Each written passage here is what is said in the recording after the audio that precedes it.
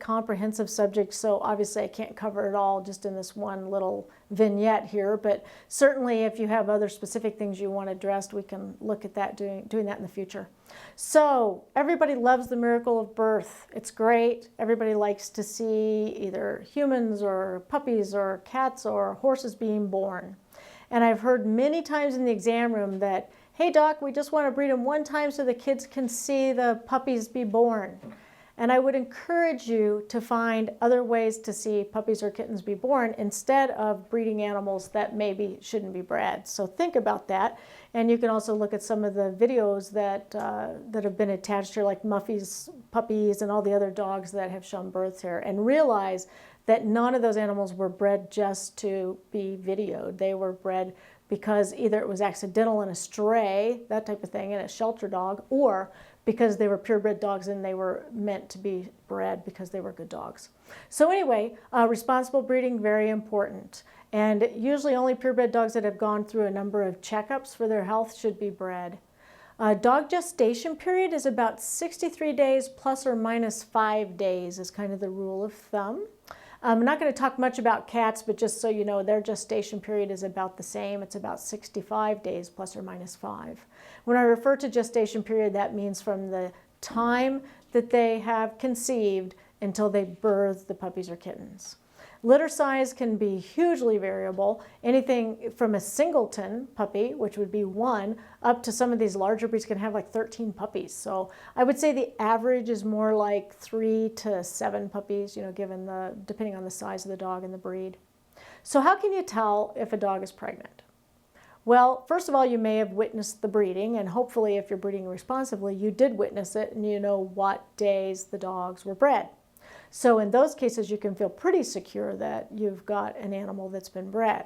If you don't know, or you're just not sure, there's a couple of ways that veterinarians can help you determine that.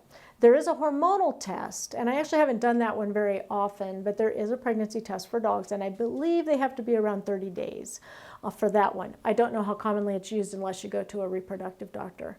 Probably the most common thing that I've done over the last 20 years would be on about day 21 to 30, if a dog is presented to the clinic, I can sometimes palpate the puppies in the uterus.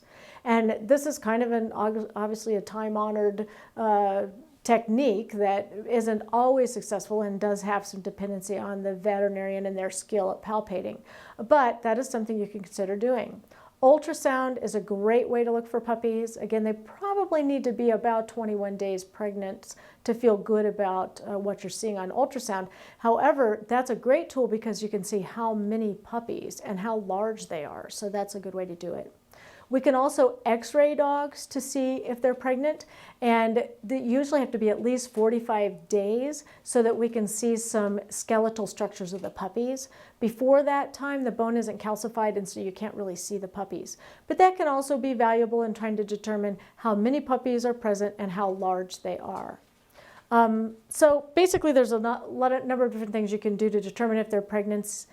Probably the most common thing though is for you just to know that they got bred and kind of count the days and know that they probably got pregnant, because dogs are pretty fertile. So how do you prepare? You want to provide a clean, dry, warm place for them to be able to deliver, preferably with some kind of a nesting box or a whelping box. Dogs do like to nest in blankets and deeply into bedding to be able to do their delivery.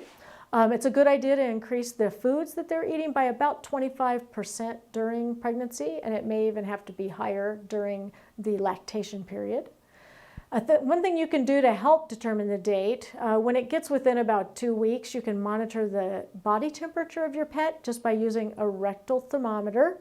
And that normal temperature should be around 100 to 102 degrees, could be as low as maybe 99.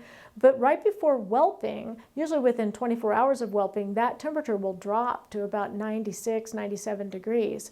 And so that can be a good indicator that the birth is impending. So how do you know if you need to involve a veterinarian in the birth of puppies?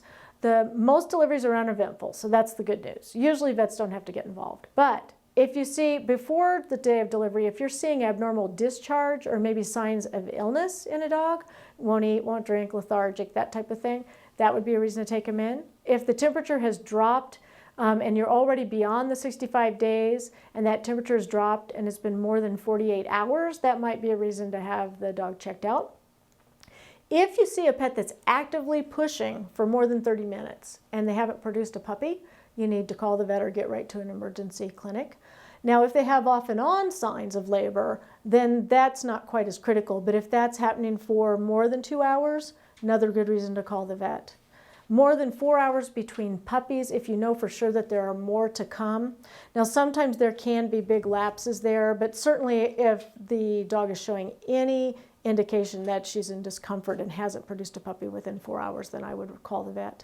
Also, if there's a birth sac visible, but it's not continued to advance, so the puppy's not coming out, that would definitely be an emergency.